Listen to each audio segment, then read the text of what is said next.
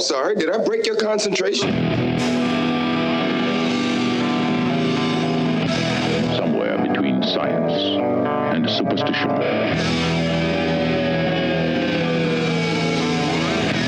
We have such sights to show you.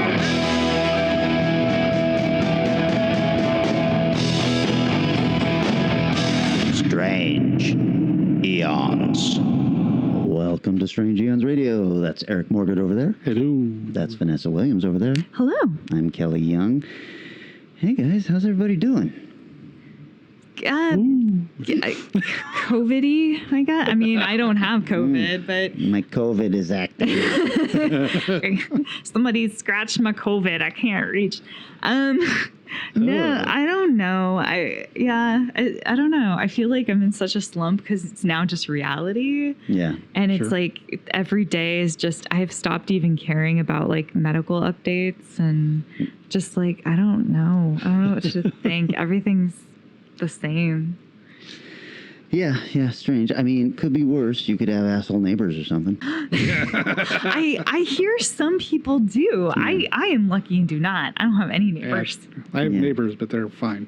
That must be nice. Yeah, it is. Tell us more about this neighborly scenario. I should probably keep it to myself since I'm going to break my lease and get the fuck out of this place. Oh my God. Which is going to be a bummer because I think you both know how much I love my place. Yes. It's a great place. Cool. And it has served us well as the offices of Strange Eons Radio. And you had to work so damn hard to get this new lease, too. Yeah. It's like, Yeah. Well, have you seen anything that's softened your... Yeah, I did. And I don't know how you guys are going to feel about it, but I'll just say I loved it. It's brand new on Netflix. It's called Ju-on Origins. It's so weird. I mean, I haven't seen it yet, but I saw it advertised and I was like, what? Yes, it is a 6-episode series that is... I guess it's supposed to be a prequel to Ju-on, The Grudge. Okay. But it's more like a retelling of Ju-on that takes place over 10 years. Okay. Does it feel more like I want to say like police procedural or is it like more of a creepy story or?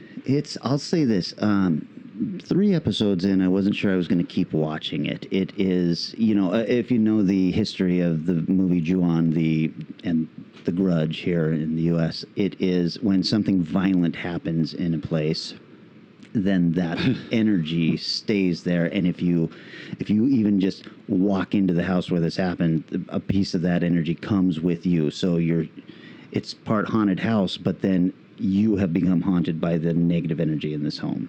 Wow. And so you bring it back to your home and it spreads that way. And this starts off with the house from The Grudge and starts showing you the things that are taking place there. Mm-hmm. And it's kind of told through the eyes of a writer who writes scary stories, but he bases them on real things. And so he is the writer of The Grudge. Oh. But he has seen this horrible stuff happen in this house. He was a young kid who lived in this house as well. And his sister had something very bad happen to her. 3 episodes in, I was like, I'd sure like something to happen. I mean, it's brutal. There's the things that might trigger you are all in this series. Wow. Trigger alert. Yeah. But there was not I wanted to see the long-haired girl, the creepy boy, the cat, and that all starts coming in to the point where at the end of the 6 episodes, I was like, God damn it, because it's a cliffhanger. And you're like, no, I need this new season or next season. So I really enjoyed it. Your mileage may vary, but for some reason it worked very well for me. Yeah, I definitely will probably be checking it out sometime this week. But I was very hesitant, even though I don't know. I mean, it sounds like they can make something out of it, but the way you're describing it also sounds a little bit like Marianne. I didn't feel like it felt that way, and it definitely was not as scary as Marianne was. Sure. This was more of a feel bad kind of series.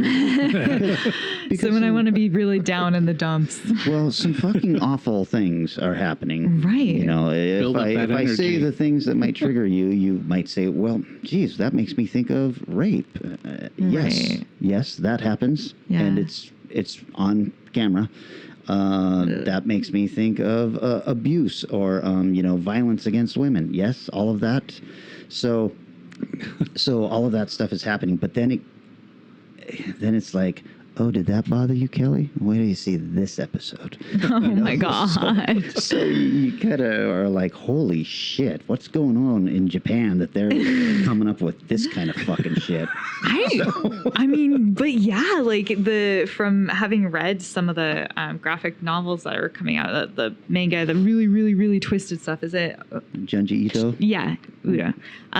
Like how, where, like I went to Japan and it did not, the ramen was lovely. The people were very kind and generous and polite. I'm like, what is this? Is it a balance in the universe, or is there something going on we don't know about? I feel like a lot of it has to be traced back to being the only country that has had nuclear bombs dropped on it. Yeah. And so that kind of stuff, I think, that's true. seeps into a culture and produces, a lot of stuff. Yeah. Man. And a culture based around so much politeness and thing, you got to get your stuff out through fantasy. That's true. Yeah. They're keeping all that stuff to themselves. They've got to be angry about a lot of shit over there. But everybody, like you say, is the nicest people in the world. My niece her husband is stationed over there, so they've been over there the entire time, and she works at a coffee shop, and she's just like, yeah, everybody is the nicest people on the planet over here. I'm like, well, as far as you know. I mean, but no, like it feels like it. Like we were at a hotel and we needed to send like a letter or something, and the concierge walked us to the post office. Wow. And then told the post office people what we needed. It was insane. And it was like it wasn't like right next to it. It was like a few blocks away. So, and that's just a consistent thing. And they have police officers who patrol, but they're actually community officers. So they're more there to like hold umbrellas for little old ladies and like make sure if you drop something, they help you pick it up. Like that's what they're there for. One of the more interesting ones I read about or watched a documentary or something about was the cleaning of things. Yeah. Like they don't really have janitorial staff per se, but like the CEOs and the CFOs are all involved in cleaning the public restrooms for their buildings. And it's just part of what they do in the way they look at the respect of the workplace that they work in, that they give back to it, as opposed to, that's not my job, so I don't do it. Yeah. It's all about like we even are the largest together. companies. I mean, these are billion-dollar companies. They're cleaning the toilet. I will say it has had the nicest public toilets I have ever been in my life. I was like, this is nicer than most U.S.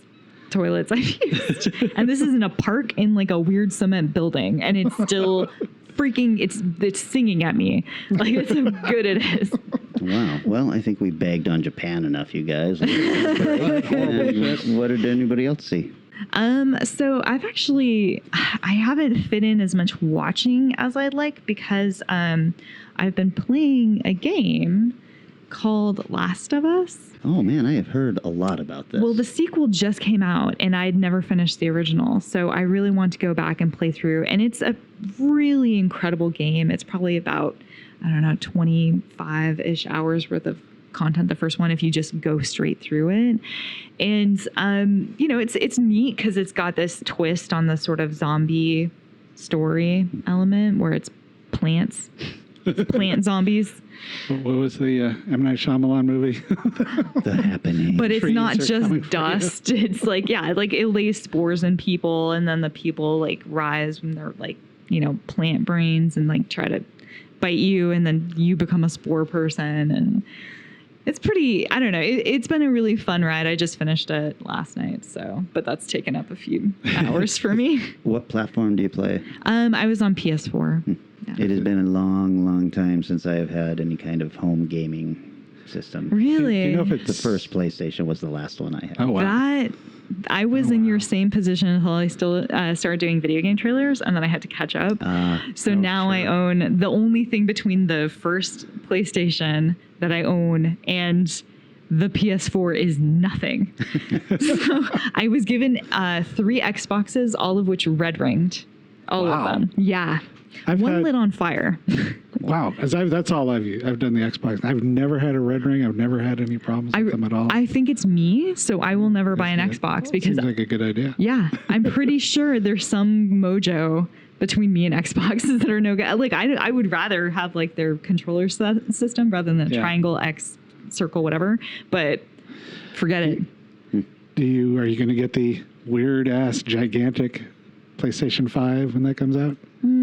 Probably not immediately, but most likely I will. It's a strange design, man. It It's- is weird looking. It is weird looking for sure, but I mean, the power on it, it's going to be like a PC. It sounds Yeah. insane. Do you know if that one game's on Xbox? Because I have a Xbone, I think is the last one I have. Yeah. Mm-hmm. Cool. PlayStation. PlayStation. That's Xbone is ingrained, great. man. I know, it's just in our DNA now. Let's see. Well, I watched one that was, I guess you'd call it a catch up. You know, I think it was last week's episode, we had a couple people comment how we went kind of far afield. Looks like we're doing that again a little bit with a video game talk, and I watched Moana. Oh, What? Holy shit, it is so good. It's pretty cute. It's so much fun. It's The Rock, so Right. you know. The Rock is great. It was just thoroughly enjoyable and a fun watch with, you know, the whole Disney trappings of total predictability, total comfort with good, entertaining songs. well, that's nice.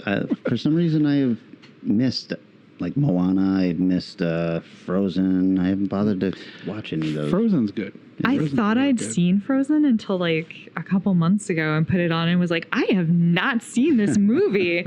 I'm not a huge fan of Frozen, but I don't think it makes a lot of sense. I think that's my problem with it. I'm sure. So yeah, it's very random. But Moana is great. Onward, that's exactly how I felt about Onward. I was like, oh, this is really a nice little film. Like it's not great, but you know, it's good. So yeah, there's that. So you're really dipping into that Disney Plus subscription until some new content comes out. Hated Hamilton. Loved Moana. Didn't hate it, just didn't worship it. I started watching on Netflix because after Ju-on Origins ended suddenly, I was like, 6 episodes? Really, you fuckers? I was searching around, and I found something called Warrior Nun.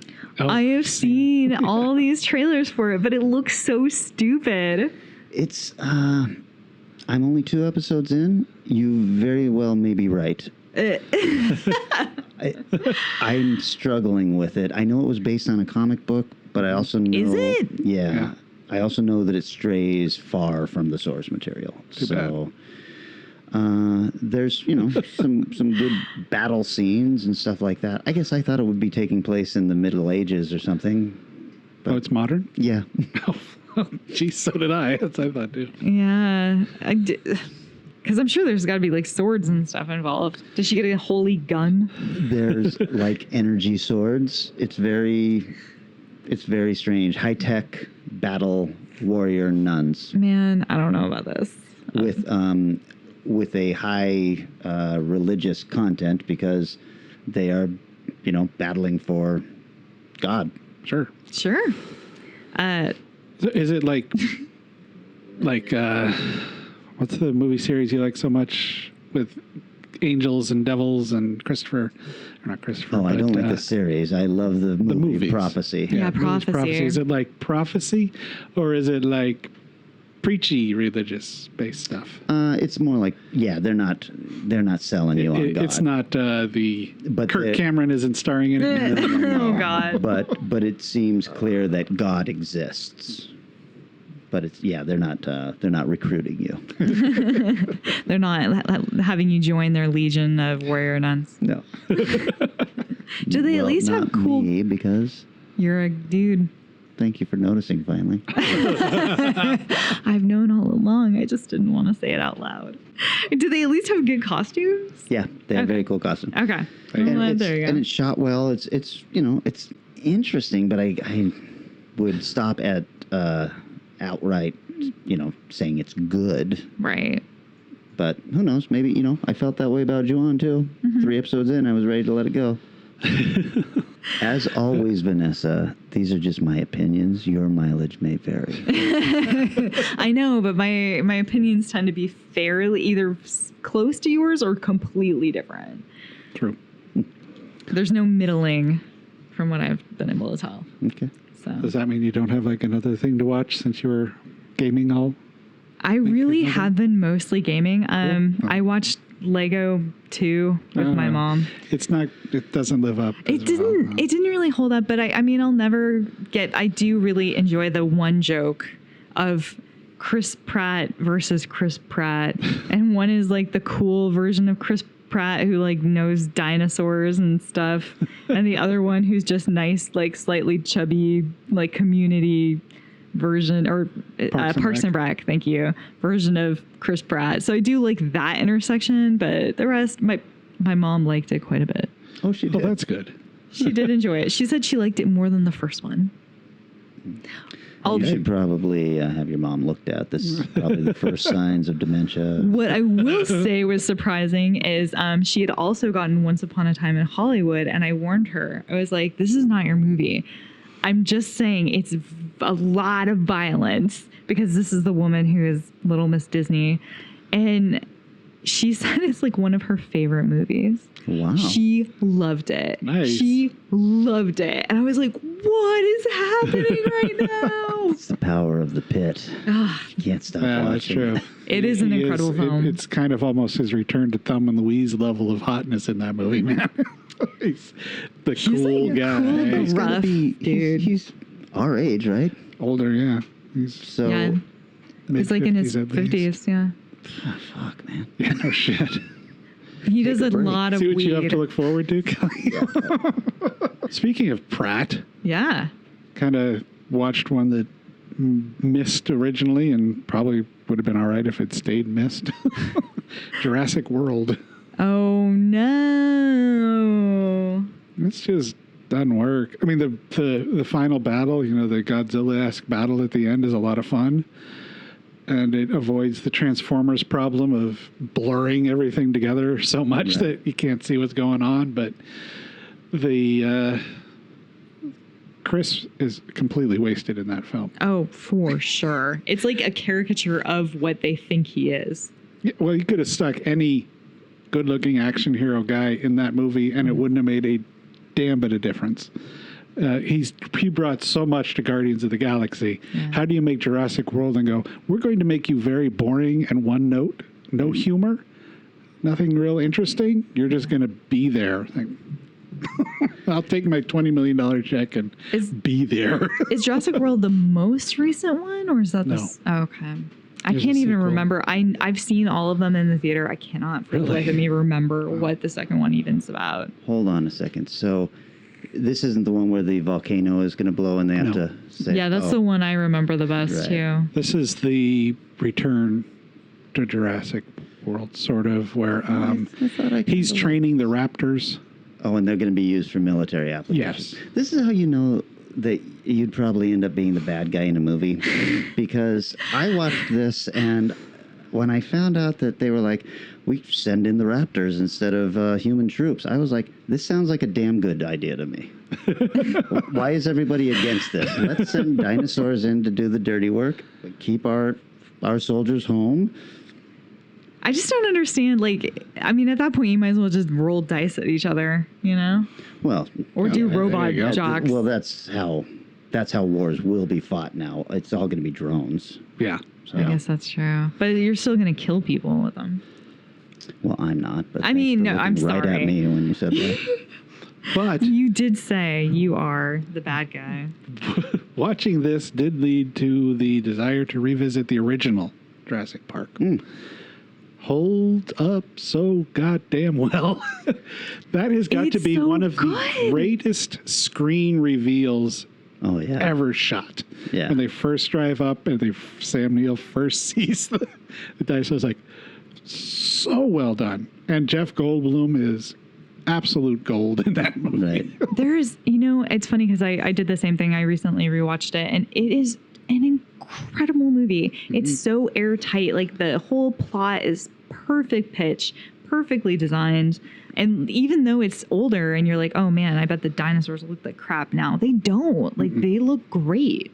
Whatever happened to that director? You go on to do anything else? No, not really. Not since then. It's a shame. I think he had a few hits after that. I don't know. Recently it's been a little rougher. Bridge of Spies seemed pretty bad. Was that a Spielberg? I don't even remember Oh, that wow. one. Was that with Tom Hanks? Yeah. I avoided it. I really didn't like it. I'm guessing in my head, I always think Road to Perdition because it's Tom Hanks, a lot of bridge stuff. I No. have not seen the Steven Spielberg. Feel free and watch it. It's very mediocre. I'm good, thanks. So was, didn't he do Ready Player One? Yeah. Yeah, that was also I thought very he produced mediocre. it.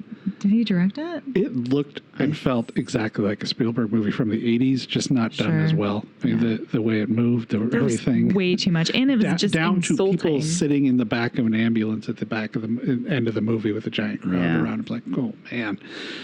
Yeah. Yeah, I didn't like it. Okay, well, anything else, or should we take a little break? All right. We will be right back, and we're talking possession/exorcism.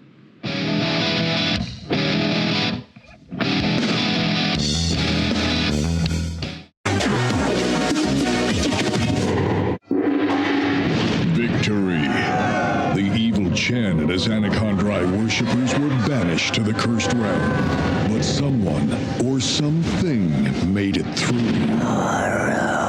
Now, this ghost from the past seeks to curse all of Ninjago, but he needs a vessel for his evil plans.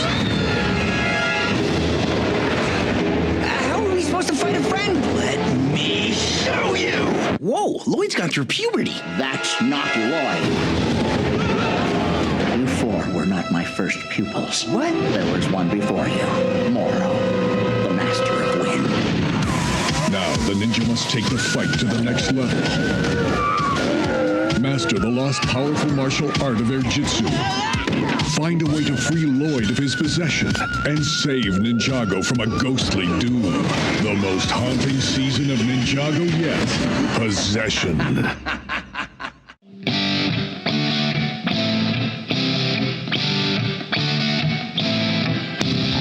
And we're back. We are? Are Cool. we? Sure. Good. Do we need to? Yeah. All right, we are back. Hey, Eric, this was your genre pick, so you get to go first. Yes, it is. This one was, I picked partially because one was a little surprised we didn't have an official exorcism subject on Strange Aeons, but the other, I have the Super Deluxo version of Possession in my possession and hadn't watched it.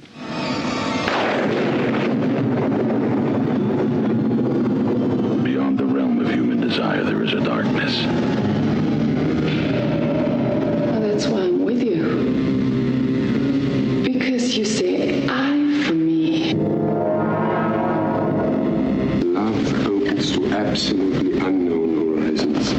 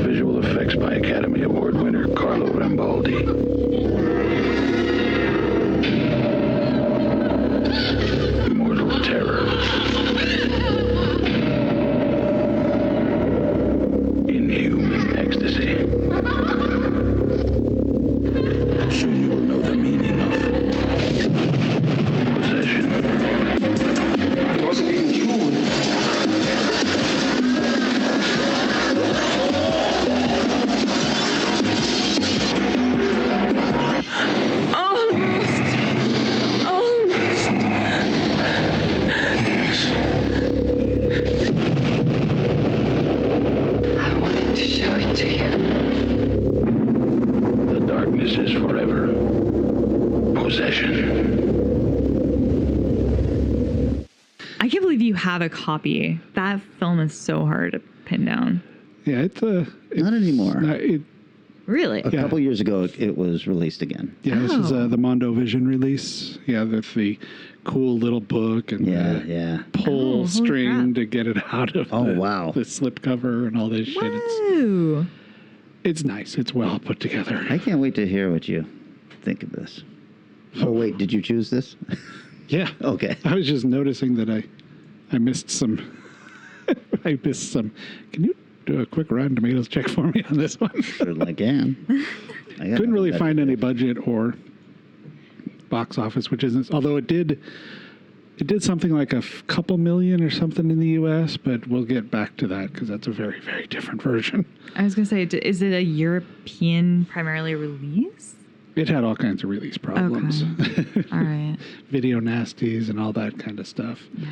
Yeah. Directed by Andrei Zulawski, who also did The Devil and Fatality, one of the many movies called The Devil. So, yeah.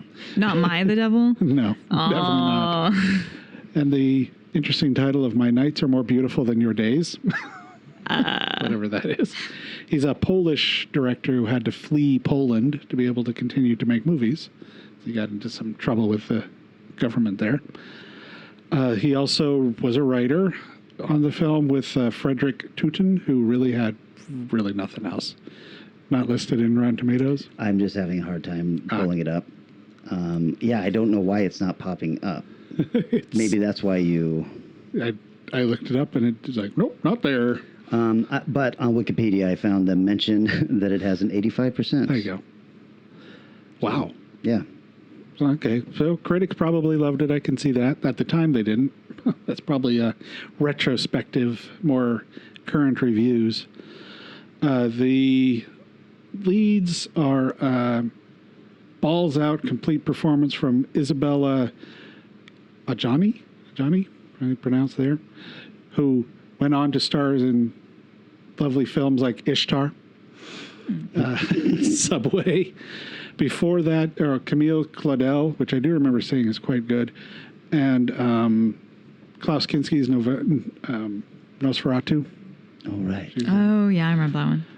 Margot Carstensen, Heinz Bennett, who has been in God knows how many European films, and a very, very young Sam Neill. Yeah. Yeah. I do like how the beginning of the film almost starts out like, hey, is this the guy that eventually moves back to the U.S. and starts being insurance fraud investigator? Because it starts out he's a very strange, completely undescribed what he does, but he's an investigator that's getting his payday for whatever he was investigating. And that is never revisited the rest of the film for such a big... It's a big scene. It's a huge room. It seems like there's a lot of importance going on here. It's just how he got a lot of money. But I guess that's how they set up why he never really nobody ever seems to work again or talk about work at all. Right. So the movie starts off, this is going to be an abstract discussion of what the film is. Abstract film. I would love to know what you think this film is. It's a little over 2 hour movie of the full cut, I believe, like 100 and some odd minutes.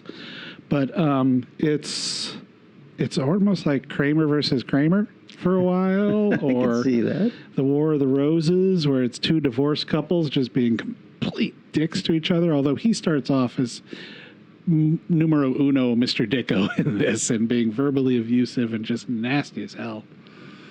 Then she kind of comes into the play later on being like, whoa. And shortly after that, she leaves him. And I'm going, good for her. Well. Yeah. And he also Sam establishes himself as not such a great guy when he says he wants nothing to do with the kid. He doesn't want to be a weekend father, so just let the guy who she's sleeping with now take over the father deals. The movies visually are astounding at times. He does a very weird setup for walk-in, like when they're doing their breakup conversation. They're in a coffee shop, and Sam's sitting on a booth with a table in front of it that's on a corner, and instead of sitting across from her, she comes and sits like right next to him because it's a corner booth. So I was like, well, that's weird.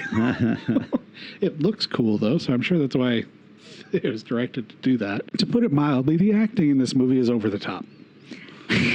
I do remember a lot of screaming and slapping and yelling. Yes, there is a lot. And at times it works, and at times it just feels like bad acting. It's just like, oh, dude, nope. And when she leaves, Sam's character does not handle it well, to say the least. He goes quite off of the deep end trying to find her, and eventually runs into the man she's been having an affair with, who is a fascinatingly bizarre character, who is cliched, where it's like if you took the Leonard Nimoy's character from Invasion of the Body Snatchers and warped them into being insane with their level of psychology and stuff. He's just weird. And I have seen very few 70s characters that felt so deeply, weirdly psychology of the 70s, where he's a very good-looking older man, but he always walks around with almost always walks around with his shirt off, great shape, lives with his mom, For reasons. tries to sleep with Sam Neill's character basically when he shows up, sort of tries to seduce him, then beats the shit out of him in this very weird martial arts style. Like, wow. It's sort of like him and the writer got together and said, what's a weird American character that we can caricature? And that's what they created. But he's fun. I like him. He is so weird. He's fun to watch.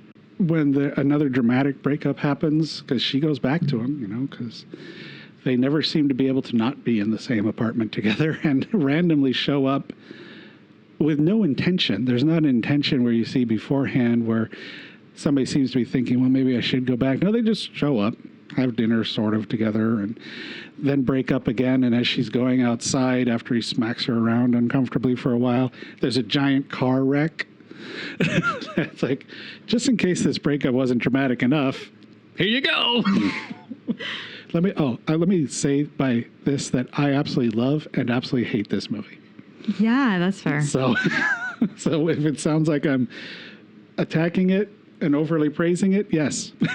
All of those things. Both. I like, though, that the investigator at the beginning, who is a good enough investigator to get paid what looked like a lot of money, hires an investigator to find his wife when he's not doing anything. He does seem to just be hanging around a lot. Yes. And then lies to the investigator. Like, do you know where she's been? No. Is she having an affair with anybody? I don't think so. You were at the guy's house. And then after the car wreck dramatic end, they end up being together again. And boy, they lose their bit. They need to hire maids for everybody in this movie. They destroy the house, and it's just... And then we get the guy who has an affair with shows up again in a preview of 80s style in a white jacket with no shirt on underneath, and does this very strange talk about she's left him as well and doesn't know she's having an affair, and sort of dance talks down the stairs, and it's really wild, man. And it ends that, I think he ends that scene, or at some point during that scene says, "There's nothing to fear except God, whatever that means to you." Like, okay, I kind of like that. Yeah. And at some point, even though he didn't want his kid, he's still the one taking care of the kid most of the time. Takes her to school and finds the twin of his ex, except with green eyes. Where he kind of assaults her at first, thinking it's her, pretending to be a teacher at the school. Luckily, he quickly figures that out. I'm kind of watching this movie, wondering if the actress Isabel kind of is like Christopher Lambert, where he doesn't seem to focus on stuff because his vision is so bad, and he refuses to wear contacts or glasses in most of his movies. I didn't know that. Yeah. Wow. It was in one of the Highlander audio commentaries or something, I thought, or somewhere along that. But that's why he always looks sort of glassy-eyed. I wonder if she has that, because she is oddly disconnected in a lot of movies. Not that her performance is bad, but seems somewhere else a lot of times. Yeah. As the movie, I'm watching this going, what the fuck is this called? Possession? Then you find out. Oh, yeah. So he eventually finds where she's been hanging out. And let's say it's sort of like Society meets Eraserhead. in the effects of what's going on. So that is hinted at a little bit. Then you get to see her be a nasty, abusive dance teacher, which is an incredibly random scene. And then she comes back to the guy again. The most famous scene from this film is the scene you'll see almost every still from any article ever written about it. And let me tell you, there's been a lot of articles written about this movie. After she goes and sort of asks questions to a giant Jesus figure in a church, she ends up in a subway. What is this? I mean, this is going for it.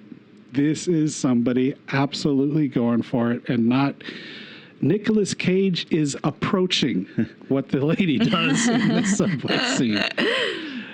And part of the reason I say that is the graphic level, the way it is at the end of the scene with the pus and the blood and all this stuff. Like, holy shit.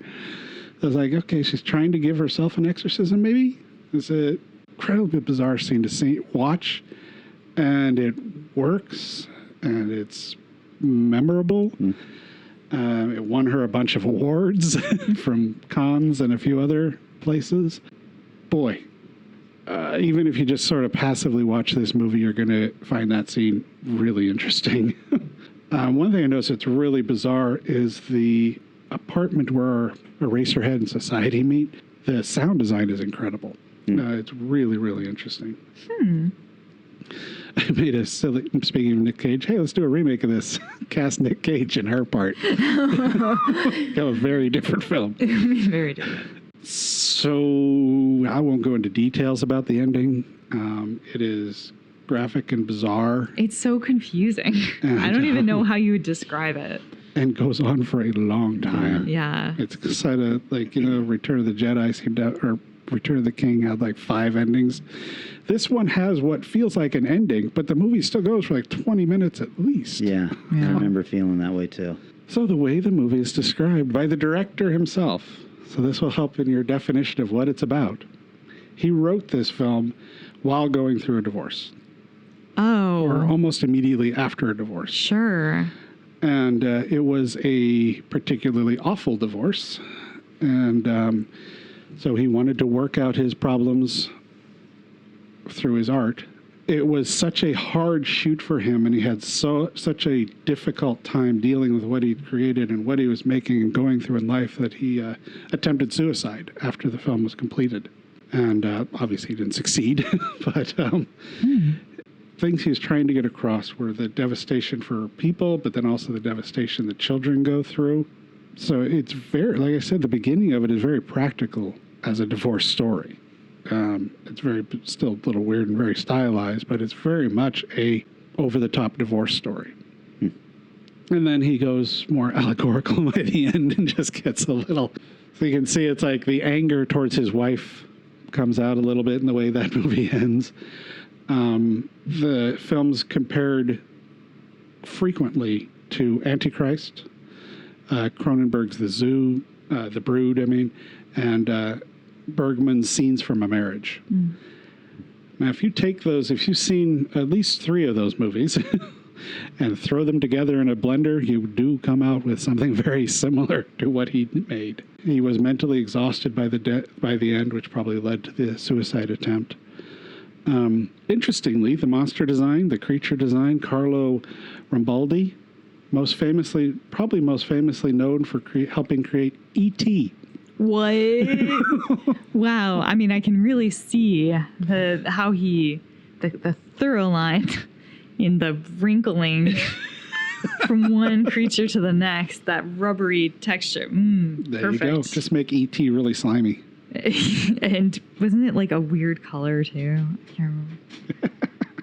So it premiered at Cannes in 1981, winning a Best Actress and also a Best Actress Caesar Award from France for the obvious performance of Isabelle did.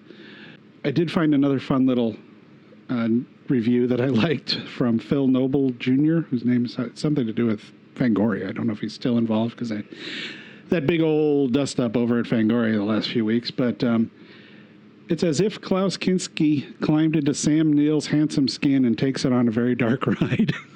Oh my God. Kind of like that. I love that. The film was not available in the UK until 1999 because it was part of the Video Nasties. Massively cut and re-edited for the US.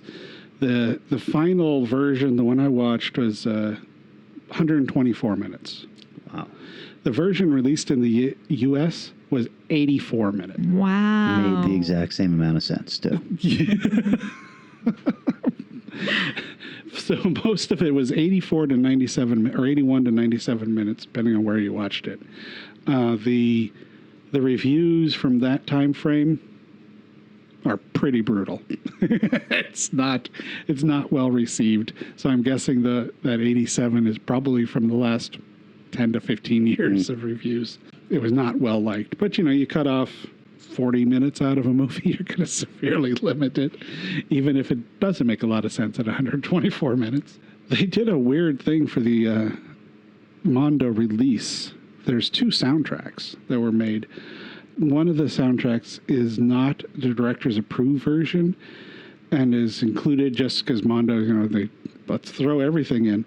It's got an addition of piano theme during the subway miscarriage scene and removal of some music, and a handful of releases in the U.S. have had that version, including one released in possession called the director's cut, which was nowhere near the director's cut, and the audio wasn't even the director's audio.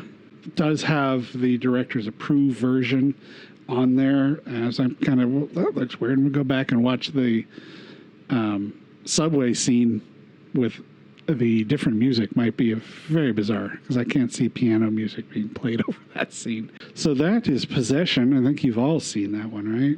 You all know it's... I definitely have. Yeah. This is a movie that I really liked the first time I saw it, and then I tried to go back and watch it again, and I was bored throughout, except for the subway scene and the ending. Euro art house horror. Oh, yeah. Yeah. B-movie, Euro. Yeah, I'd say if you really love the recent re-release of the Argento film remake, Suspiria, you're probably really going to love Possession. Because there's a very similar vibe in the European art house weirdness going on. Yeah. It's always shocking. I mean, the movie had to have some kind of, I don't remember what you said the budget was. I couldn't. Okay. Had to have some kind of decent budget because the effects are surprisingly good. Yeah. But who read this script and then said, yeah, fuck yeah, we'll finance this? Why is Sam Neill there? Who? 1981, so he hasn't even done Final Countdown yet. Nope. Or the final, what was the Omen 3? The Final Omen. Unfortunately not. But, no, definitely not. But yeah, so he hasn't become... So he's just Sam not Neill. a name yet? Yeah. Okay. Well, this was another one with bunches of extras that unfortunately I wasn't able to get to. So maybe I'll go back and watch some of them and some of the interviews and see more what can be dug out. But boy, if you want to dig into this film, there are reams of write-ups all over the internet about it. It has been talked about a lot. I think that, I think it fits very well into if you're having a conversation about Lovecraftian films. It's a descent into madness with a full Lovecraftian monster at the end. It sure is. I think you might be selling it weirdly. A bunch of Lovecraft fans are going to be like, Kelly, what? Look, if what you think is a Lovecraftian film is Reanimator or From Beyond, this is not the movie for you. No. But if you're a fan of Lovecraft stories, this is as close to something he might have written. Too much woman in it for that's Lovecraft because he probably just would have had the guy in it alone. Well, but Lovecraft hates women, and so does this film. That is true. That's a fair point. I have to admit, the double twin, not twin girl, whole time I was like, what is going on? Are you in disguise? Is it? I'm glad that you said that, and I'm glad that you said that he figured out it wasn't her, because I never caught that, and I was like, is this just her? And and she's fooling him? So, this is a confusing movie. Yeah, but the scene when he first sees her with his kid and they're in the school, he reaches over and grabs her, what are you playing at, or something like that, and then immediately backs up and says, oh, sorry. And so he catches it very quickly, but okay. it's not. I saw that and I was like, why is he pretending this isn't her now? Oh, I can completely see that interpretation. Yeah. Or I just thought, oh, she's tricked him. And Right. when will we get the reveal of him realizing that it is her, but it's like the possessed her or the not? I don't know. Well, I think we've sold this film enough. Everyone's obviously going to go out and watch this one. That's right. Yeah, well, if I would go, I mean, like I said, if you're a Lovecraft reader or if you really like some of the weird shit made in the late 70s and early 80s, it falls right into there very comfortably. I'm glad that you saw it because I do think it's worth watching. Oh, yeah. Yeah, I do think it's like an important film. If you are, I don't even want to say a completionist, but if you are academic at all about horror, then I think it's up there. Yeah. So yeah, I guess I'll jump right in. You went with a very artsy, touchy-feely, strange. Touchy-feely? I mean, there's a lot of emotions in yours. Oh, okay. And I went with Ouija: Origin of Evil. Let's begin. We invite you into our circle. If that's you, give us a sign. This is a scam. We do not attack the clients. We help people. We give them closure. You are so weird. Does she have a lot of problems? It's nothing too concerning. What's this? A Ouija board for work. Spirit, can you hear me? Yes, we can. Who are you talking to? What? Daddy. Are you there? Who are you?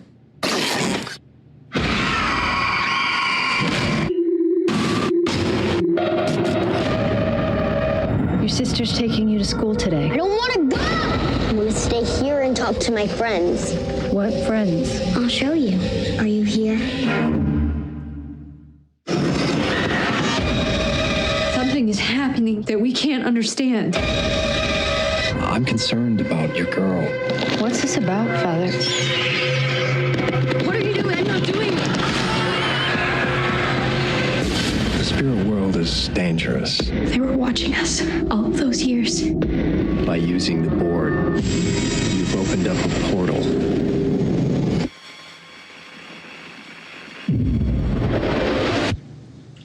Want to hear something cool? Sure. Do you know what it feels like to be strangled to death? First, you feel the pressure in your throat. And you start to taste something. Very sour in your mouth. Then, it's like someone lights a match right in the middle of your chest. And that fire grows. It fills your lungs and your throat and all the way behind your eyes. And the last thing you feel is cold.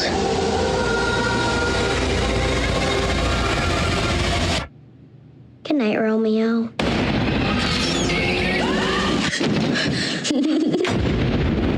It's just a game. Nice. Now, this is the sequel to the Ouija film. This came out in 2016. Budget 12 million, grossed 81.7 million worldwide. I had no idea. Is this a Blumhouse? It is. Okay. It is a Blumhouse. And if you think that it has anything to do with the first one, you'd be pretty much wrong. And you'd be happy. Because You'd the be first one was a thrilled. shit show. That's why I didn't see this, because I was like, it's the sequel to a film that I thought was garbage. Great. I'm going to jump on out for this one based on a board game by Hasbro, by the way. Parker Brothers, but whatever. That's not what Wikipedia says. I think Hasbro owns them now. Yeah. Originally, it was a Parker Brothers. It was definitely Parker Brothers. These. Yeah, no, I didn't see the first one, but I have seen this one. You know why I've seen this one? Directed by Mike Flanagan, who you recently covered with your Oculus. Yep. Review. Mike Flanagan of Oculus, Hush, Before I Wake, Gerald's Game, Dr. Sleep, Haunting of Hill House series. and currently is doing Midnight Mass, a TV series, which will come out probably sometime after COVID settles. Midnight Masses? Yeah, Midnight Mass. I wonder if Midnight Mass. Yeah, like church. That's the name of a F. Paul Wilson novel, so I'm curious if it could be. Based on that. Yeah, could very well be. Fun fact about him, he was born in Salem, Massachusetts. It was like it was meant to be. I thought he actually got into the film scene because of Oculus, but he'd actually been working a little bit before, and I don't know if you touched on this or not, but... Oh, yeah. Oh, okay, well... I don't think I touched on it, but I know what you're talking about. I actually, when I first worked with... When I screened Absentia and stuff, I convinced him to send me those short films or the stuff you might be mentioning. They're interesting. No, I wasn't even thinking about the shorts. He actually did a bunch of TV writing for Discovery and ESPN. Oh. Yeah, that was where he started. And then once he did a couple of short films, he got a little bit of attention, and then Kickstarter funded Absentia, which he wrote. And his writing was strong enough that they were like, oh, here's actual Oculus money. There you go. Kickstarter. When did Kickstarter start up? I thought it was... Must have been before 2010. Wow. Kickstarter was that long ago. I mean, it became impossible to fund a film very quickly after Kickstarter. I think Zach Braff bombed it. Some celebrities out there. The Rotten Tomatoes, 82% critics and 57% audience. So critics really liked this film, which I'm surprised critics saw this film. But I guess, you get a free movie pass, you might as well go. There you go. Well, normally, if it's a horror film, they're not even going to open it up early for critics. So they must have felt strongly enough about this that they allowed that to happen. And then critics probably said, oh, well, this must be halfway decent if they're allowing us to come see it. That's actually where I saw it was a press screening with Jason. Yeah, absolutely. I mean, I saw the first one at a press screening as well, but up in Canada, and I was like, this is garbage. So it's like, oh, well, I guess I stayed out of the cold for 2 hours, so that was a plus. This is a very different film, so that's important to know. Movie is catching a lot of flack from. It's just like, bad. What did I do? Jesus, it's so you weren't bad. any good. That's what you did. It's just every trope of like modern horror nonsense, middling that you can get, like jump scare, gross thing, jump scare. Don't worry, you don't care about these characters. I sure don't even remember who is the star. Like, I don't remember the plot. I remember them sewing a girl's mouth. Other than that, the writer on this actually, it's Mike Flanagan wrote and directed, but his co-writer is a guy named Jeff Howard, who has worked on pretty much everything with him. So they're like a bit of a team. And same with the stars. So the cast is people that he's like dragging through his career. Oh, yeah. Which is brilliant. So we have Elizabeth Reeser. She plays Alice, the mom, in this. You might know her as Esme from the Twilight movies. She's also in Haunting of Hill House as Shirley. Annalise Basson plays Lena, which is like her oldest daughter, who we mostly follow throughout this film. And I knew her from Captain Fantastic, which is a local film shot out in Washington. And a friend of mine actually stars in as the dead mom, Trin. Trin's that. Trin Miller, yeah. Yeah. The elusive Trin Miller. But she was also in Oculus as well. So she played... I didn't write it down for some reason. She played a character in Oculus. Lulu Wilson plays the youngest daughter, Doris, who's really great for a kid actress. She's awesome. And previous to this, she was in Haunting of Hill House as young Shirley and Annabelle Creation. Fancy that. She was in another Blumhouse. She's got something new out right now, and I can't remember what it is, but I was excited to see that. I mean, she's clearly a lover of the genre. Yeah, and she really is so good. Like, I think that being typecast for this definitely works. She can pull off creepy girl or creepy child very well. Right. And then really a super small cast. So then you only really have one other main character, which is Henry Thomas, Father Jones, who you might remember as Elliot in E.T. It's a big ET day today. There you go. Never heard of it. What is that movie? He was also in Haunting of Hill House as young Hugh Crane. So we have a whole reunion. And the surprise that I did not realize, and I was super excited to see, Doug Jones is in this as the ghoul. Doug Jones, just so incredible. People probably know him from Shape of Water. We've talked about him a ton. Pan's Labyrinth. He's very much the Guillermo del Toro pet. Yeah. Star Trek Discovery, Saru. He's just incredible. I love this man. A very brief appearance in Absentia. Yep. So was he? Yeah. Oh my god. Okay. So the story of this, it's actually a pretty neat setup, and I was surprised because we instantly jump into 1967, and I was like, oh, we're in. Okay, it's a period piece. That's cool. And it's like a real period piece. There's like cars and clothes and like music and everything. The locations are all very nicely done. At one point, one of the girls, the oldest daughter, goes to a party that's in this like really swinging 60s place. It is cool with like the big round couch situation. Ah, so good. The story is following a young widowed mother and her two daughters who she's kind of struggling to hold things together after her husband's died. She can't quite make ends meet financially. And so to help with the finances, she's actually created this sort of seance setup.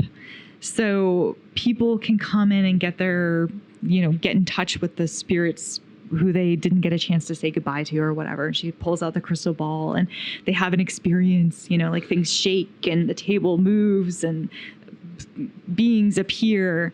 And then, so the film kind of starts out with this, and then the people leave very satisfied for the most part. And the daughters pop out and they've got all the mechanics that they've been like messing with. And she's like, you went too far with this thing. What were you thinking? And how come you came in late on this? And so it's just this kind of, they don't see it as a scam, but it's very much a scam. They think they're helping people find closure. So even with this setup, though, they're not quite making it. And they're getting like bills like the house is going to get taken away and everything like that. In the meantime, the oldest daughter is really acting out. She runs off to that party I mentioned.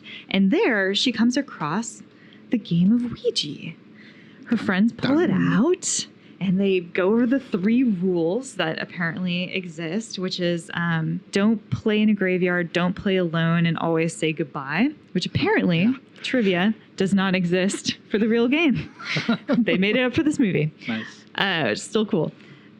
And while they're playing, you're kind of waiting for something to happen because we're in a Blumhouse. And nothing does, which I thought was great. So she ends up getting in trouble, parents called, gets hauled out of there because she had snuck out and she's drunk or whatever. And she mentions to her mom the next day, I think this Ouija board thing it worked pretty well. It was pretty fun. People were freaked out by it. I think we should include it in our setup. So mom goes out and gets herself a good Ouija board from like a local cafe, ice cream shop looking thing. I don't know why they've got them there, but they do. And incorporates it into what they're doing. The youngest daughter, Doris, picks up there's like a little eyepiece, I can't remember what it's called, on a Ouija board. Planchette. Thank you, planchette. And there's a little circle in it. And she starts to play with the board. And it turns out that she can actually communicate with all kinds of spirits that are apparently occupying their house. Now, the youngest daughter's had kind of a rough go of it because of what her mom does. She gets bullied a lot at school. People are calling her a witch and whatever. So she very quickly takes to these ghosts and kind of befriends them and is very excited about them. But at first, the mom and the other daughter really push against it because she says she has been talking to their dad. And it's like, that's one step too far, little girl. You can pretend talking to ghosts all day long, but don't you bring dad into it. But nope, it's real. And she falls further and further into this world and befriends these strange people that we don't really know who are. And in the meantime, we also are seeing this weird black creature thing slunking around the house, and the older daughter is being kind of bugged by it.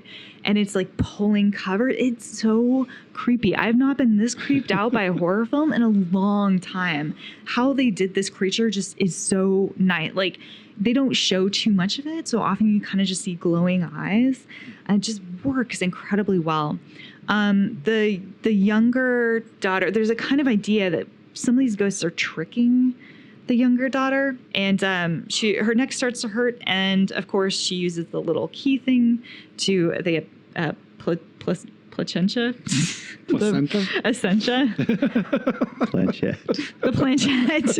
And she looks through it, looks in a mirror so she can see, because that's how she sees these ghosts, and sees this giant black creature on her back, and then it proceeds to open her mouth and crawl inside of her. So she's now possessed. The story just starts to really pick up speed from there.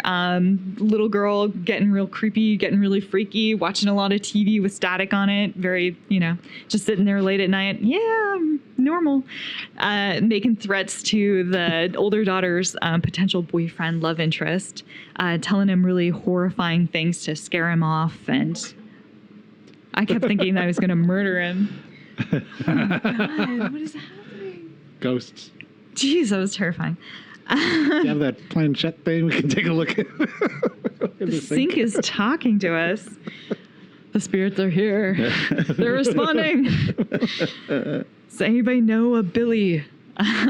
So from there, it's kind of cool because we start to get the priest involved. So the two girls go to this Catholic school. The priest is this just really neat guy who somehow fell into priesthood after his wife had died. So he's really a normie who's just being a priest.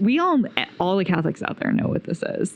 They know. Not a lifelong priest, but a found priest, which means you can actually relate to him on any level. And he's trying to really help the girls out, and he's very supportive. The older daughter notices these changes in the sister, and she's like, yeah, my sister wrote 100 pages of Polish on these papers. I don't know what's going on. Things are not okay. Priest gets involved, and he decides to come over, check things out, goes to the house, and the mom, by now, of course, has just incorporated the youngest daughter into her act, but of course is actually talking to real ghosts now. The priest comes over, and he's like, yeah, why don't you go ahead and talk to my dead wife? Let's chat through this kind of taking it very serious. Oh yes, please help me with this thing.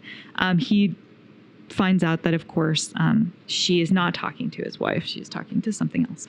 At that point, the story kind of kicks off into all hell breaks loose. Crazy things in basements, little girls in air ducts, fighting demons, kind of exorcising them, trying, just the standard, oh God, everything's gone off the rails. The things to like about this film, it is genuinely creepy. I really was freaked out by that demon. I don't know if maybe I'm afraid of demons. I'm starting to wonder this. I've been trying to figure it out for a long time, but the set design is great. It's just a really cool, very 60s feel. The camera work is also very cool. They got antique lenses because the director, Flanagan, really wanted to go all into and really push into this style. So there's even cigarette burns. He puts in some sound warping. Yeah, I was freaked out by the cigarette burns. I was like, what? Why are they here? What does this mean? As an editor, because I know this means it's something very different, very specific from the old times. And I'm like, why is this even here? It's just there for aesthetic, apparently. But I do like how much he just commits to that. The camera work is great. But the things that I don't like, it's kind of inconsistent to figure out who's possessing the girl. You really think it's the one character, and then it feels like it actually might be multiple characters. So that's a little bit weird. So the story starts to get a little bit problematic here and there. And ultimately, the third act is a complete mess. Yeah. It's just so disappointing because the first 2/3 of this film are great. And the last third is I just get claustrophobic. I'm like, we're in the same place. We could have left multiple times. I don't know why we're here. It just gets really dumb, really quick in a lot of ways. And then, of course, it tries to tie into the first film, mostly subtly, but at the very end in a big way that's very annoying to me. So I was like, oh, yeah, that's right. That thing from the other movie. Huzzah. Glad we somehow made it there. It almost feels like somebody at Blumhouse came in and said, well, we've got to make this because it's so inconsistent with the rest of the writing. It really is. And the weird thing is because Flanagan took this film because Blumhouse was like, yeah, we want something new and we want something crazy creative. So you have creative control. But I think that, yeah, there must have been some caveat along the lines, because I know that's why part of the reason why Mike Flanagan took it is because he hates sequels. He absolutely hates them. He kind of swore he would never ever do one, but because they gave him so much creative control, he was allowed to do a period piece. So that excited him so much that he jumped on board. So I don't know what happened in there, but it got real rough. Fun facts. Lost the thread. The mirror from Oculus is in the basement corner. Super fun. During the family's seances, all 3 rules are violated at various points. The original cut of this movie was 40 minutes longer than this. Wow. Yeah, they cut a lot. They really murdered some babies in this, including in the trailer. There's a scene where Doris is in a doorway giggling, and I do remember this from a trailer, and they cut that out. So, and it's same house that was used in Lights Out. So ultimately, my takeaway from this film, one other thing that we need to address while we're here. Flanagan and hands. Has anyone else noticed how much he hates hands? Because I cannot handle, in every single one of his movies, he destroys a hand as much as he can. In Hush, there was a hand that, I think it was her hand, gets crushed in a glass door. In Dr. Sleep, a hand is basically smashed to death by the drawers in the magic place of memories or dreams or whatever. What's that other Stephen King one he did? Yeah, Gerald's Game. Gerald's Game. The degloving. Yeah. Yup. Yeah. I'm just saying, he hates hands. This is his thing. This is his trope. This is how I know I'm in a Flanagan joint. Is I'm like, oh, a hand. Oh, okay. Of course, it's him. It's him again. The funny part is mentioning that, and there's the fingernails in Oculus. He pulls fingernails off. He was saying that in that scene during the audio commentary, there's part of a reason he doesn't do a lot of gore in films. He actually is squeamish as hell. I did wonder if it was a personal thing. He hates that kind of stuff, apparently, but it works really well on him, so he feels it's probably going to work really well on the audience. So he's like, yeah, I don't like this scene at all when they're showing the fingernails cut. I only want him to cut into it just a little bit and do the thing. And they said, no, yeah, let's go for it. I was like, okay. Oh. I think he hates third acts because I haven't liked the endings of any of his films. No, that's fair. And I really think he shit the bed with Haunting of Hill House. Probably why he keeps getting cast to do Stephen King stuff. Or hired to do Stephen King. I mean, I really liked most of Haunting of Hill House, and I think there's some really good decisions throughout. It's super strong. I think it's probably his best work, but yeah, I loved it the too. Very but end. The end was just like a negation of everything. It's like a 90s horror film. You have to expect Selma Blair or somebody to pop up and be like, oh. It is a little frustrating. Then you got the funeral episode. Yeah. Was so fucking brilliant. Yeah. And the stuff that happened in there and the performances. So good. With nothing going on as far as no, it wasn't swinging cameras and crazy shit. It was just people talking. Well, and you were talking about Oculus a couple weeks back and saying that it's Bad great ending. 2 acts and then bad third act. And then we had talked about Dr. Sleep. We loved it until that third act. Yes, and absolutely. He's just got, there's something going on that he can't finish a story well. Yeah, and it's too unfortunate because I don't know how you do so much of the other film so well, but maybe if you're listening, start with the end. Figure out a really strong ending and then work your way backwards because this is ridiculous. We know you're talented. We know you're good. Do better. We believe in you. In an interview, he referred to his films as the Flaniverse, and I lost all respect for him. I mean, he is using the same actors. He freaking changed the mirror wander around. That's from one place fine. to Let your another. fans call it the Flaniverse. That's true. Don't You really shouldn't. Yeah. That's a big no-no. He's not a handsome man, so he's doing the best he can with what he's got. He's also an insane worker.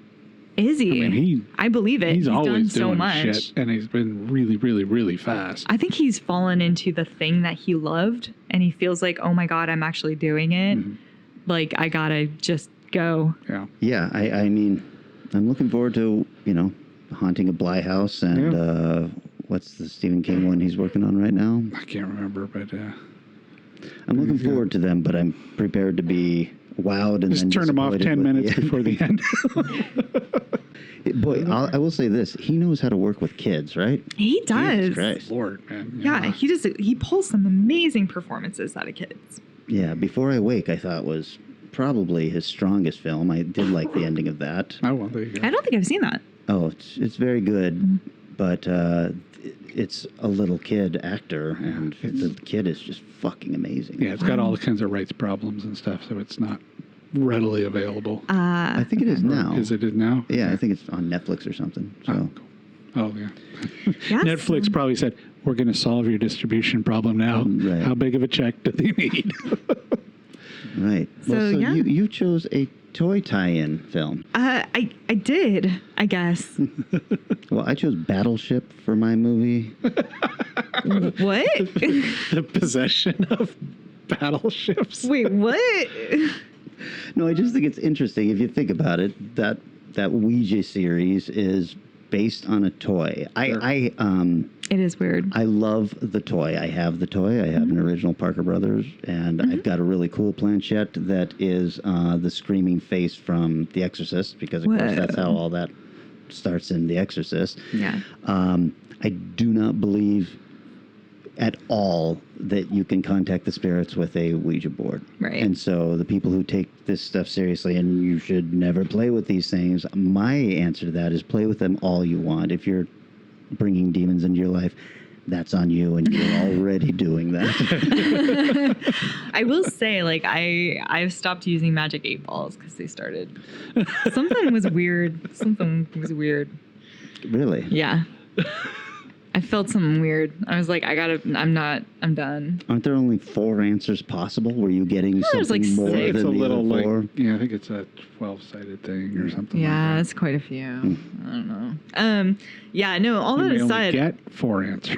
fun fact for as far as it being like a game turned into a movie, it is the first, I guess, Hasbro game movie that has received fresh on Rotten Tomatoes.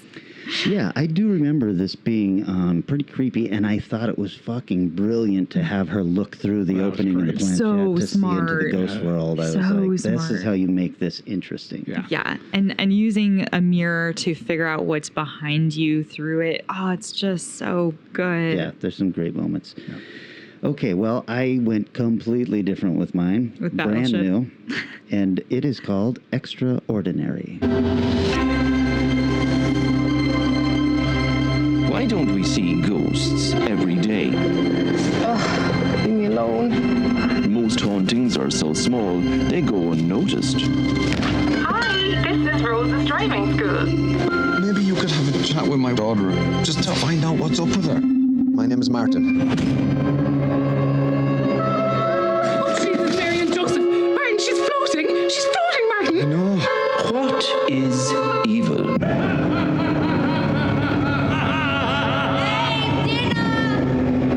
Coming, my sweet. I'm doing an incantation.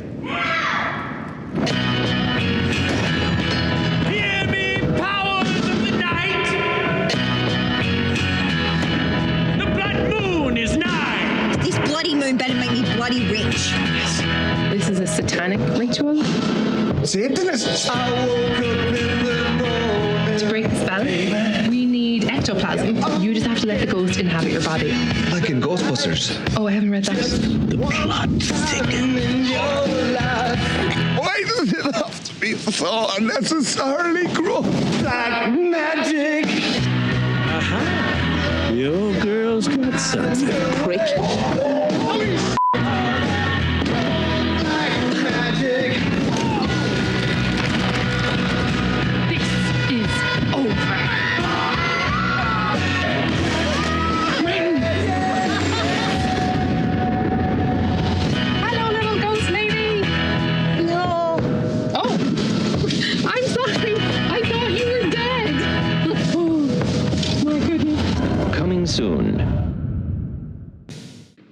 from a 2019, well, it's 2019 in film festivals, 2020 release, and shoved right onto pay-per-view and all of that because theaters are not open.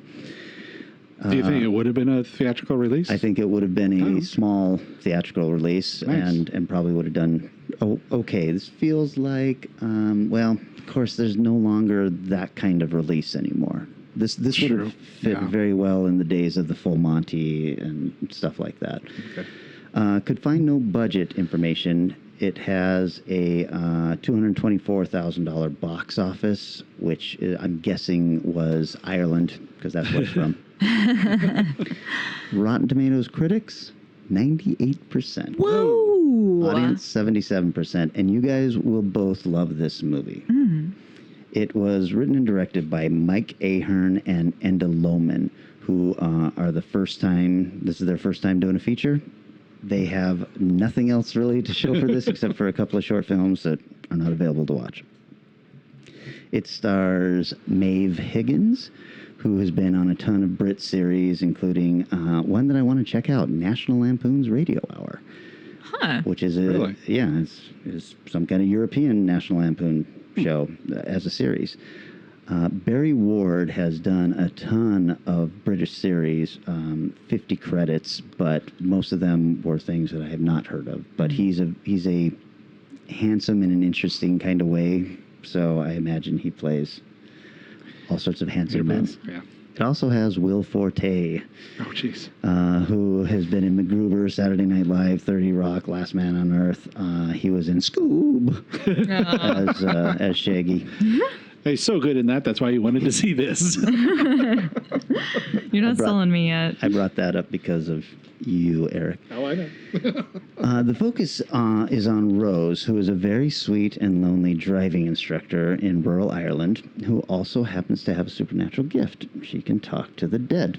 Oh. But she hides this because she used to be part of a ghost-busting duo, her and her dad, and something she did resulted in the death of her father. And this will be played out through a series of uncomfortable flashbacks for her as she remembers her mistake. Keep in mind, this is a rom-com Brit fantasy fun movie, so even with the death of the father, it's all treated very silly. Okay. And then the other guy, Barry, he plays Martin, who's a widower with a young daughter, and both of them are being haunted by his dead wife. And they both know it. They're all living in the house, and she is kind of controlling. Oh, no. So the daughter is telling him that he needs to call this Rose girl up because she is someone who can exorcise their house, basically. But to do that, he has to pretend that he needs driving lessons. And then he actually goes through the first driving lesson. She's kind of falling for him until he tells her that, the real reason I did this is I need to talk to you about my wife. And she's, you're married. And he goes, well, my ex-wife. Oh, you're divorced. Well, my dead ex-wife. Oh, well, where is this going? Well, she won't leave us alone. And now Rose is like, no way, not interested. I gave all that up. So there's this thing going on with these two characters. And then we meet Will Forte at the beginning, too, who is kind of a failed rock musician who oh my God. One-hit wonder and is looking to get into the spotlight again by sacrificing a virgin to the devil and oh my selling God. his soul. Oh my God. All right.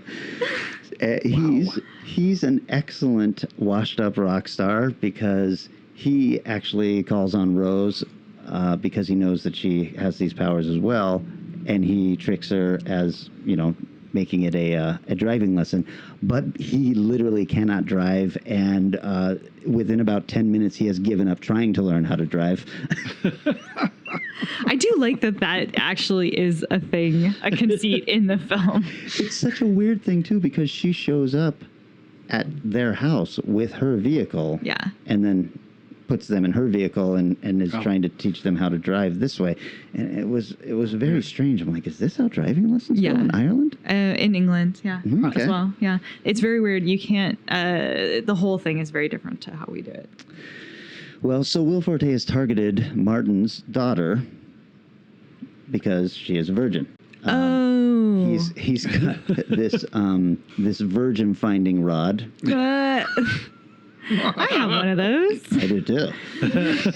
Oh my god. Oh. This is a big stick which he stands up straight.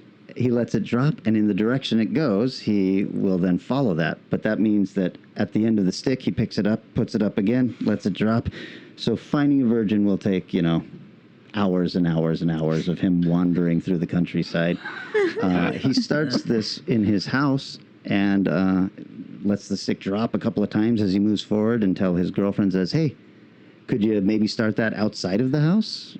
And he's like, not a bad idea.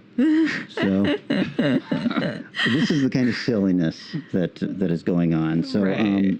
So he actually does supernaturally kidnaps the daughter, and she is floating down the street towards, him. And Martin then has to contact Rose again and say, "Look, not only is my wife haunting us, but my daughter has been kidnapped, and I need your help with this." And so she decides, okay, she's going to do it because she's developed a bit of a crush and is stalking him anyway. She's a really sweet lady, rather plain, but you just fall for her immediately because she's so earnest and she's so awkward. So in the course of having to rescue his daughter, she figures out, okay, what you have to do is we need to collect a certain amount of ectoplasm, which we can only get from the souls of ghosts, and we're going to use this to break this spell that Will Forte has started. This requires her answering calls that she has ignored for the past several years to deal with ghosts, and then having Martin be possessed by each ghost so that she can talk to them, exorcise him, get the ectoplasm. It is very gross because he has to vomit up this ectoplasm. Oh, no. It's really gross and slimy looking, and she's there next to him, sometimes eating, completely unbothered by it. And it also gives Barry Ward, the guy playing Martin, it gives him a chance to act like different people throughout the entire movie. Oh, jeez. In That's fact, fun. towards the end, I don't think it's going to come as a surprise that one of the ghosts that has to possess him is his dead wife, and that they're going to have to exorcise her. She plays a big part with him being possessed by her and him now taking on the attitude of his wife. And we come to find out that his wife was not a very nice person. And she was terrorizing him while they were alive as well. Oh. But they all come together to try and save the daughter. This is a really heartwarming and fun little supernatural rom-com. It's very British. The humor is super dry until it's not, and then it's over the top ridiculous. I really, really loved this. I had heard somebody on a different podcast months ago talking about this film that they had seen in a film festival, and I was like, well, I can't wait for that to come swinging through my town. And times changed, and we get it on. Swing and a miss. Streaming. Swinging through your internet cable. It is a rental, so it's not streaming anywhere free. It's got the themes of loss and the very obvious theme of the inability to let go of our issues, and all of that stuff is faced like head on, pretty obviously in the third act. But it's a cute enough idea, and the execution is really third act structure, perfectly done. What is the only thing that is going to save this guy and everything at the end is him facing the last thing he wants to do, that kind of stuff. But it's, I feel like if you're going to do those things, you can absolutely get away with them in rom-coms, because they are all the exact same story, right? Yeah, we all know where it's going. Yeah, Will Forte plays the villain as a very whiny Satan worshiper, which I thought was very, very funny. He's very, very whiny and petulant. So that's Nice. fun. And of course, when a time comes when he should have gotten the ability back, he goes to start playing the piano, and it's awful. And he's like, "Why is this not working?" So I thought it was really fun. It was one that, I did research on this. I was like, possession films. Let's see, what can I do? And this popped up, and I was like, shit. I wanted to see this movie. Now I get the chance to see it. I was totally prepared for this not to be about possession, but in fact, there's numerous possessions in it and numerous exorcisms in it. Oh, there you go. It just worked out really, really beautifully for me. That sounds awesome. Cool. I definitely can't wait to try that out. Yeah. I think you guys will. I know you will love it. It's such a silly European, and Eric, Nice. I know your taste too. You're gonna like this. Probably, You and yeah. Dina would love this movie. Oh, It's interesting you mentioned Full Monty earlier. Is that because you saw this and it sort of got into your head, or of all the movies to mention as a weird I mentioned that theatrical release? because I saw Full Monty in a tiny little theater that is long gone. That was just kind of an art house theater. That's where I also saw Life is Beautiful and Sling Blade. It was, it was that kind of theater. And this movie would have been perfect for that place. But there's no more places like that. They're all Cineplexes, and all we are showing is blockbuster movies all year round now. So cool. Wow. What a good week. yeah, I mean, no lie, you guys. I think I won with my choice this time. I don't know. I'll go with a movie that has a 40-year pedigree. I can't argue mine at all. Really, you're gonna pick Possession as a winner for this? Possessions? Hey, it's the only one we've all seen and really thought was interesting and weird. Yeah. I didn't feel like I won anything by watching it, though. Knowledge. You gained UV knowledge. Hey, I'm going to say this, and I'm being completely honest, and I hope it's not me. Whose turn is it to pick? Because it should be oh, good, because I have nothing lined up. Yeah, although I don't have something ready to tell our listeners as to what it will be. Oh, my. I can look it up really quickly. I know I had an idea, but I didn't open my Evernote before I started the stream. So you'll That's all have right. to... We'll vamp. Hey, Eric, how have you been lately? Seen anything cool? You guys make me feel so unprofessional. Possession was cool. No, it wasn't. Oh, my God. Mm-hmm. Bright, shiny day out here today. Yeah. Hey, Vanessa, did you know you were going to be on a podcast today? You know what? Some of us have been busy with other things. More important stuff. Yeah, I get it. I can read between the lines. That's right. We could just surprise them a couple weeks. I thought I would have highlighted which one it was. Mm-hmm. That's why I'm having a... You know what? I was so proud of myself. So proud that I come on. Yeah, that I this don't is know. Great. That I don't know what I did with it. Okay, I'll go with this.